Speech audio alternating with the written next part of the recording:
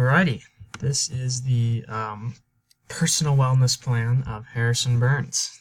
You have a nice little leaf in the background, which I hope to symbolizes the holistic wellness lifestyle that I hope to implement, and I will explain through the following. So starting off, we're going to start with emotional wellness. And I think the biggest thing that I wanted to focus on is the idea of stress. The book spent quite a bit of time talking about stress, and I know just from personal experience that I have experienced the both detrimental and sometimes positive effects of stress. And so yes, as I continue past college, I want to be able to harness stress to benefit me rather than letting it hurt me, as it can hurt my sleep and make me unnecessarily anxious. So the book lists a bunch of things like being stress hardy, which I hope to implement into my life. So just ideas of kind of obvious stuff like deep breathing, getting exercise, which I'll detail more in the next section, refocusing, prayer, humor. So those are all basic steps to take that I want to just be more conscious of in my daily life.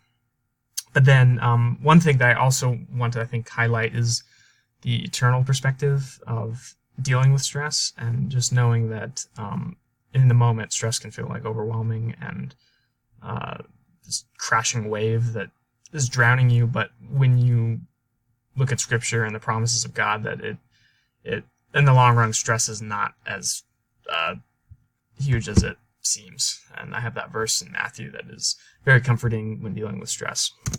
Moving on to physical wellness, I want to focus on specifically fitness and sleep. So fitness, my goal is to do 3 days of cardio a week, 3 days of weightlifting a week, and 1 day of rest, preferably on Sundays. Just to have a just more balanced lifestyle. I don't want to go crazy. I'm not in sports or anything, but just to have a more toned up body, and that will help my emotional wellness as well. And I want to do try to get a consistent sleep schedule. This sleep specialist, Matthew Walker, has this quote: "The best bridge between despair and hope is a good night's sleep." And it's a little pithy, but I think it captures the idea of the connections between rest and emotions and sleep and relationships, and how they're all intertwined together.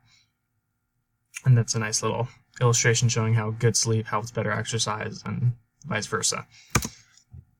Moving on to relational wellness. There's a lot to say on this. I thought I would just sum it up with this quote by C.S. Lewis. And basically, to summarize, he says, "To love at all is to be vulnerable." I won't read the full quote here, but it's very good. I just read Four Loves a few months ago, and I think that book is pretty amazing when it comes to dealing with relational wellness, and I think is a great cornerstone for anyone looking to look into that more.